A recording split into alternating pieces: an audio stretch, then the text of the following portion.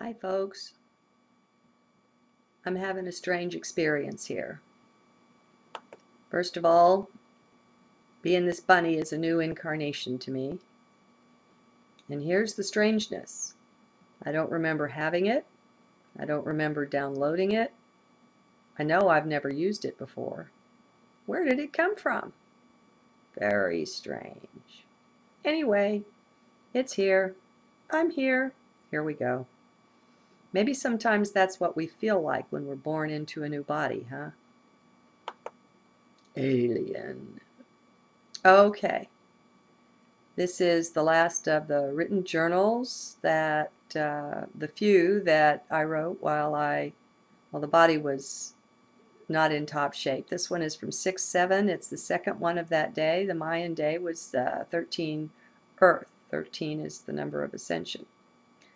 Easy to speak to those in heart, the power of surrendering and centering, and the mind as the Illuminati. Well, I thought I was finished with the journal. I was just closing one out when I knew there was more to be said. So here I am again. Hello. Interesting how that happens. I don't know. It just does. Okay. What comes to me is to say how easy it is to speak to you and with you when you are in heart. When you are there, these journals will turn into something else. You'll even find you can go back to the old ones and hear them differently. You'll find things there that mind wasn't able to truly hear. It's a big shift, mind to heart.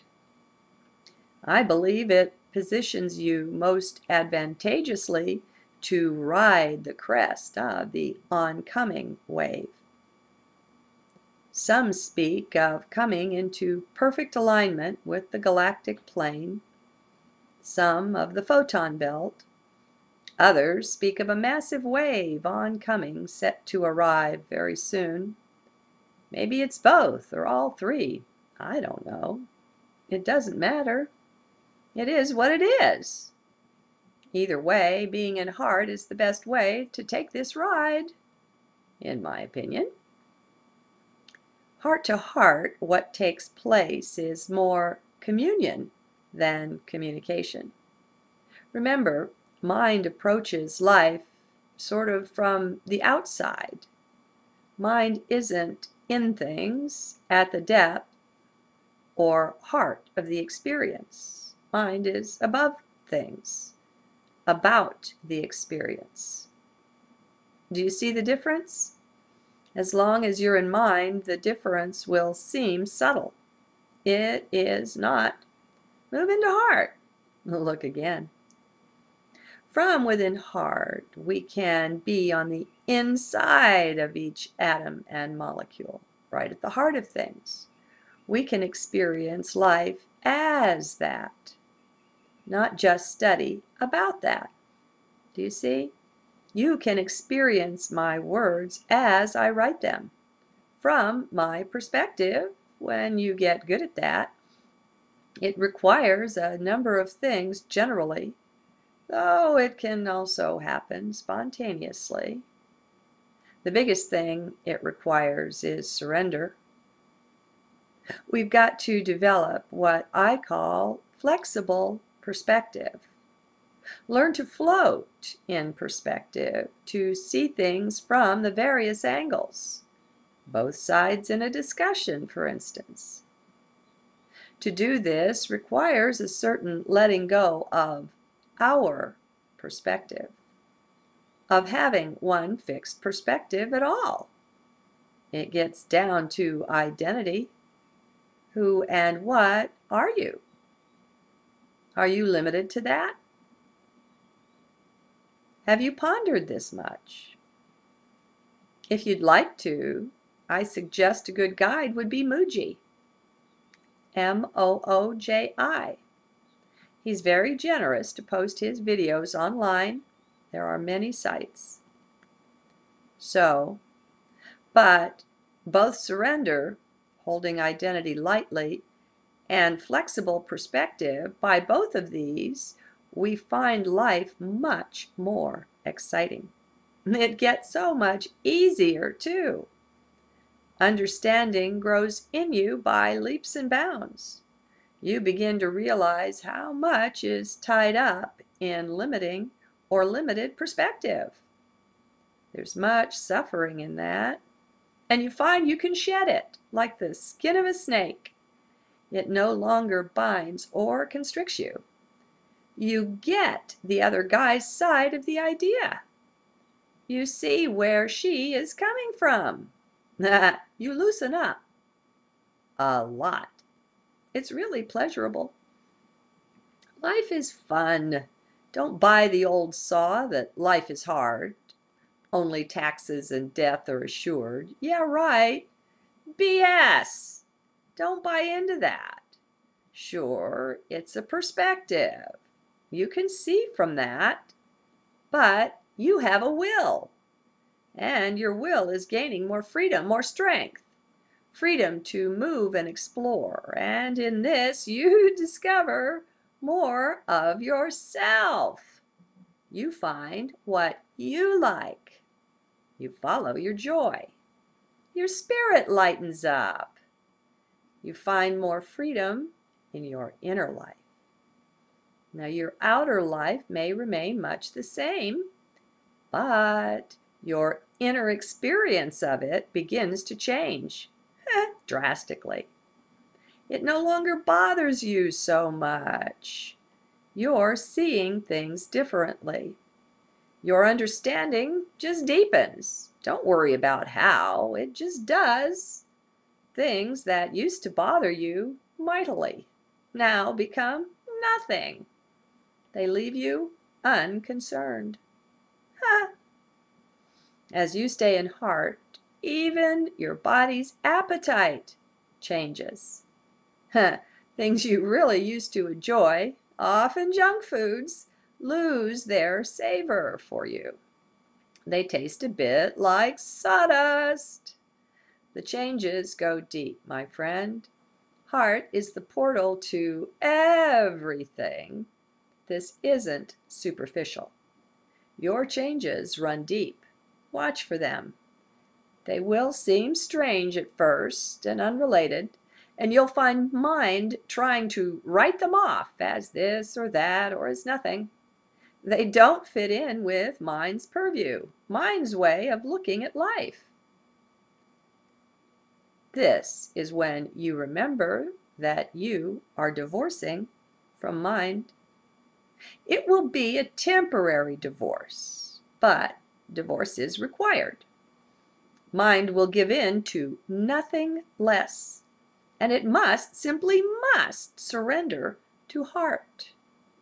The situation is, though, that mind is in control. In pretty much everyone's life, mind, left brain mind, is in charge.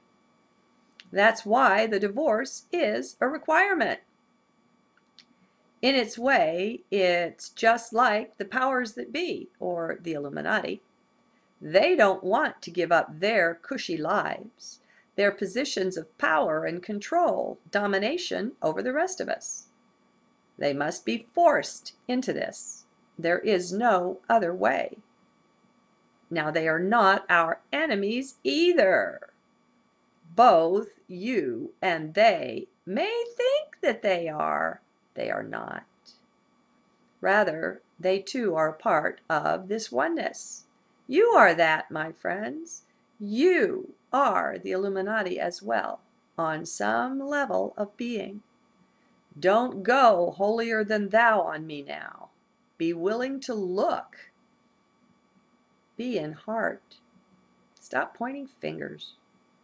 Just like the powers that be will not give over their power willingly. This is a perfect reflection of your mind and everyone's. Mind well knows it's in charge, and it doesn't like giving that up. Once it begins to get the idea that you're serious about this, that it's going to be ousted from power, Then comes the fear. It's a palpable thing. Mind becomes terrified. Usually, it will only be for a flash or a moment at first, here and there, that you'll feel this fear. Most of us, with our focus pointed outside, aren't very good at allowing our emotions to just be, to just flow. You'll find that changing too, though. You'll be finding that emotions, no matter what kind they are the heart or at the heart of your power. They are your friends. You'll learn to willingly entertain them, even the ugly ones, to let them flow, under the watchful guidance and supervision of heart, of course, always that. So, assuming your determination is strong, that you've connected up with that aspect of heart, of self, and that you've set your intent to take this heart walk, to let go of the mind, you'll begin feeling mind's fear.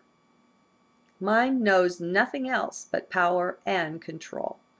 That's what it has had, and that's the position it's been in for all of your life so far. Now, how could it know anything else? That's the programming. That is part of the matrix. Ding, ding, ding. That's actually at the heart of it, to keep us locked in left brain mode. That's where the strings are on the puppet, the marionette. So, what do you do now with this terror, this fear? Well, after first just being with it, and after identifying it as being of mind, you just watch it. You just sit with it. You simply allow it to be. You don't limit it. Let it get huge. Imagine the worst case scenario of whatever the fear is. Sit with that. You have no fear. See that. Recognize, realize that. This fear is of mind, but you are not mind. Having a mind is so different from being one. Keep centering. That's what you do. Center and watch. Center and watch. Center and center and center. Just be. Do not try to do anything to or with the fear. And don't listen to mind. Don't try to comfort or console. Don't justify. Don't interfere. Just observe. Don't try to minimize or make excuses. Just allow. You are divine. Make friends with this moment. If there's fear in it, make friends with that. Be strong and firm in just being present with this, whatever it is, whatever it brings. From heart will arise your guidance, your direction. If nothing comes, then you do nothing. Very simple. Just let be. Be in the midst of this. Have no fears or worries about it. Be divinity in the midst. Calm, but firm. One part of you may be absolutely freaking out. That would be mind. You can be experiencing this. Don't block it out. Let it have its fit. Let it rant and rave and roll around on the floor and stomp and kick. You'll get a good look at how anger and fear are best mates, how they're tied in together. Perhaps they are two sides of the same coin. So on one side, you are feeling all of that. On the other, you are just calmly watching, observing, from an inner seat of such calm that it's amazing. This is a very strange experience. It's available to everyone. Just keep centering, keep surrendering. It will come, and you'll be prepared.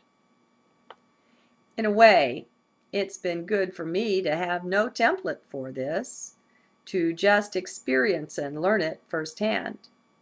I don't remember reading anywhere about such things even being possible.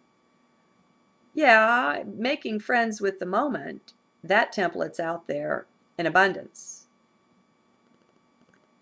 But being these two things at once, it's rather bizarre. And yet, now I find this experience so common. You make friends with it. You learn to recognize and realize, even when the fear and the terror come on, that, hey, this is something good going down. It's bizarre. Your own experience, even though you will now have this template for it, will also be fresh and new. Heart cannot help but be that. Always and ever fresh and new, the perpetual now is anything but boring. My suggestion again will always be to bring enjoyment to this. There is an underlying or background current to heart that I call joy, with a capital J. I find it always present. It doesn't matter when I look for it. What is happening on the outside? The joy is always there. I also find a divine gratitude or appreciation always there for me to tap into. That one's so strong that I feel like it's part of my identity. It's just amazing. The strength and the power of these divine aspects or qualities.